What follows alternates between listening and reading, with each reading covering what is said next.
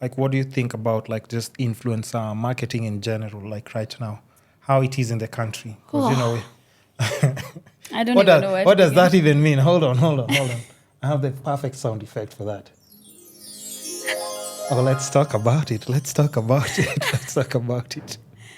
What do you think about it? Because that's like a major thing right now. And I think a Yeah. lot of companies, brands, or just like businesses, like also like prioritize on like working with influencers. Yeah. So what's just like your thought I think, on the current climate? yeah, should I'd say? say climate of like influencer marketing. Yeah. I think a lot of influencers are not being paid for the amount of work that they're doing. And a lot of people take advantage of the fact that they are small businesses. Yeah. I understand that if you're a small business, you're not able to like pay as much as a big brand would for influencer marketing. But it doesn't mean that you don't pay them at least somewhat of their worth. Yeah. Alternatively, I do feel influencers need to understand the economic culture of our country and just think that, okay, yeah, if a company is willing to spend that much money on a billboard, Yeah. they should be willing to spend equally the amount of money on you. But Really? those are big companies. Yeah. Those companies have the budget to pay for 3-4 influencers 100,000 per campaign. Yeah. But a company like a small restaurant, if they want an influencer, obviously they're going to be like, I can only pay you this much, give you a free meal. Let's talk about numbers. Don't just say this much. You're the expert in this, and Okay. you know why? Because somebody who has like a small business would hear and like, okay, maybe I can actually just accommodate this much money, put it on the side, and reach out to someone with this because it might make a difference. So And a lot of influencers charge by reel or by post, by story. Stories are like value ads or whatever. But it's like, how much are we talking I about? think Because most like I influencers- I don't know, but that's why I'm saying like even just by your experience. Now we're Yeah. talking about like someone who's looking to start like their own digital marketing agency at the current climate, and like how much would make sense, like for I think whatever. paying an influencer at least 3,000 shillings for a reel, depending, you see, it also depends on their statistics. Yeah. If I have 5,000 followers, Yeah. and out of 5,000, 4,000 are interacting with me, Yeah. I'm reaching 4,000 people. Yeah. And for each person that I reach, or at least for my percentage, that's like about 80 to 90%, right? You're reaching 80 to 90% of your audience, your target audience. If a company comes to me and says, hey, I want one reel, I want you to post a reel for me. Sorry. I want you to post a reel for me. I would say that person should be paid at least 5,000 shillings for a reel. For real. At least. At if least, you're a no, at small least because business. now it depends on, like, of course, your following, your Yeah, interactions, and and how all those they things. edited, the time they spent to Yes. film, shoot.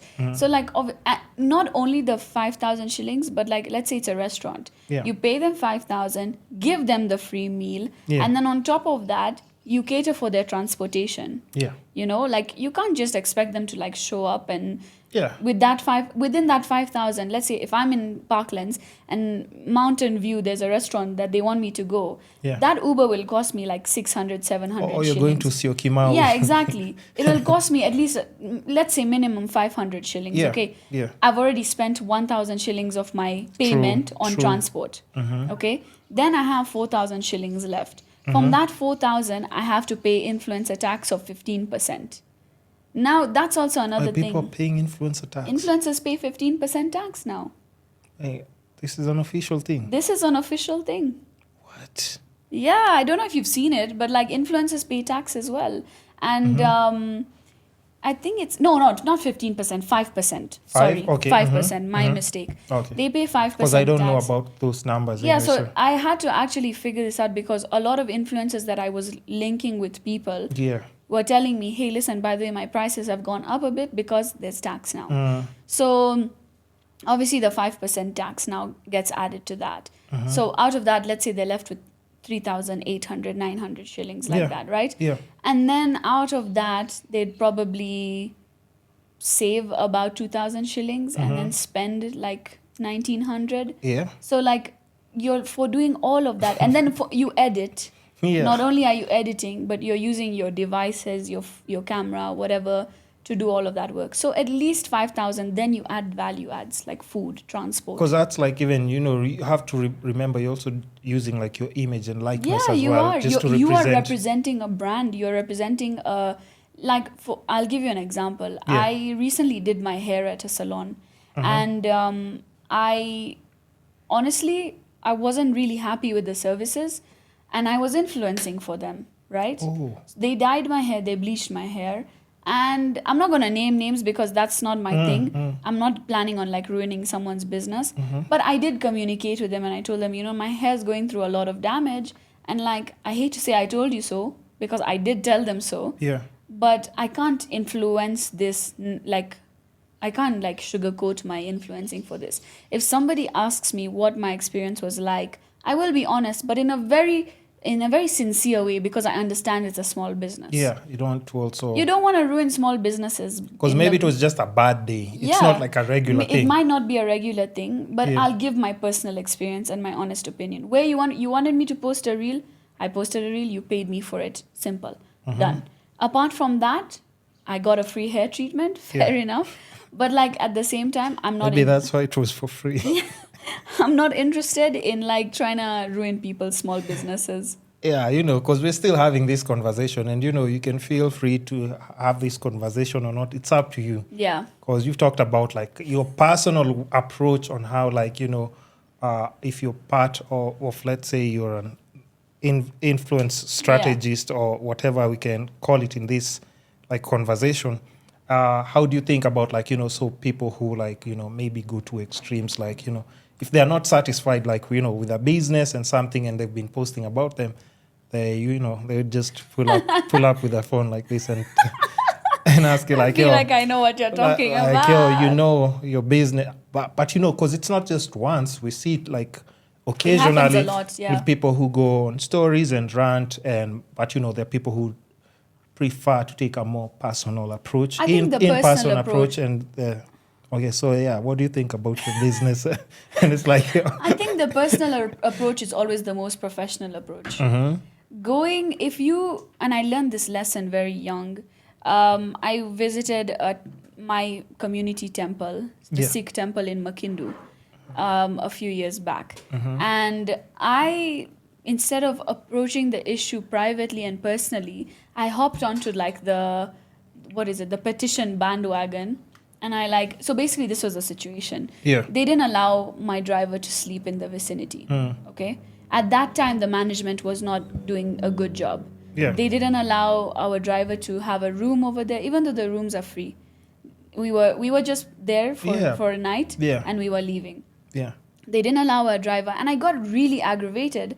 And I was like, but you're giving my grandma and I a room, but you're not giving him a room. Yeah. I mean, he can even like stay in the room with us, but like you're not like giving us a bed or anything. Was this a person who's supposed to drive you? He needs to get some rest, right? She was like, he can find another place to stay. And instead of like finding out who the management is, talking to them, me being young and impulsive, I went straight to Instagram and I like, it's not right, it's racial profiling, blah, blah, blah, which was fair. I mean, I did kind of the right thing. It got the attention of the management, and eventually they did sort out the issue. But I felt like I was wrong in doing that because that was my community.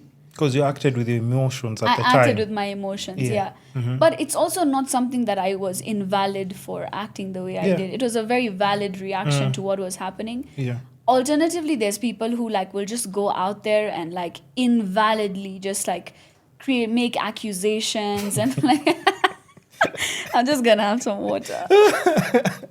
No, I'm just saying because it's a thing as well, and we also can't just not talk about it if it's something that let's say you can only imagine like if it's someone like a relative's business and they have to now come out and actually now try and protect their business and everything, because which they shouldn't have to do. Yeah. I mean, it's all part of like reputation management and whatever. But like I feel like influencers take for granted the power that they have. Yeah. And I'm not lying to you, influencers are very powerful in Kenya because we are a country based on word of mouth, based on experience. We're such a tight-knit community that if one person says something and another person repeats it, we're going to believe it. Yeah. You know? So we have to be like very conscious of our decisions. You can't just like waltz in up to a place and just like, you know, guns blazing. You have to have some sort of like, you know, just that camaraderie, like respect. Yeah. I'm as an influencer, I'm a hustler. Yeah. As a small business owner, you're a hustler. Hustler as well. We can hustle together or we can hustle separately, but I'm not going to mess up your hustle for you and you don't mess up mine. Yeah. You know? And also like the businesses themselves, they shouldn't take the influencers for granted. Yeah. I feel like businesses are always like, I don't have this much money to pay you. Yeah. But like you should. You want the service. Today, if you go for a haircut and you have 200 shillings in your pocket and your barber gives you a haircut and says, okay, it costs 1,000. Are you going to tell him, sorry, I only have 200 shillings? So you're not going to do that. Yeah. Pay your people what they're worth. Yeah, it I just will makes always sense. vouch for this. And people appreciate. And that experience, even if they go now, like we've said, with the word of mouth, you just don't know what the next person will be hearing about their experience. Exactly.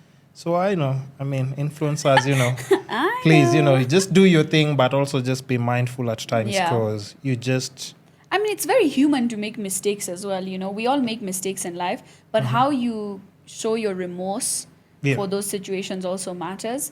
Like, yes, you are an influencer or yes, you are a small business owner, but how you deal with the situation afterwards is what matters a lot.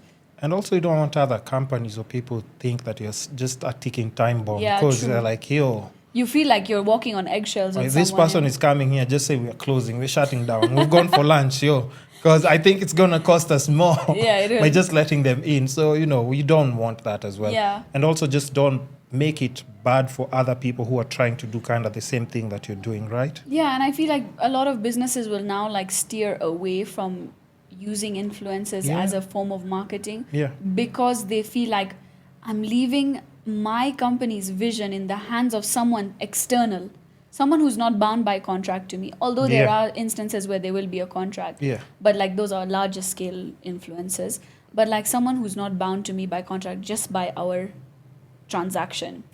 Is that enough to hold somebody accountable for what they've said or done to you about your business? If something goes wrong, like you start wishing like, yo, that money they've just bought shoes, gone on vacation. I would have bought a ticket to Mombasa or something. Like, you know, why did I even get myself into this? True. So, you know. You'd rather just, and because Kenya is a word of mouth nation, they're like, I can easily just do this myself. No, and then that devalues the importance of an influencer. That's fact. So eventually it's going to like render the whole influencer game obsolete. It's tricky.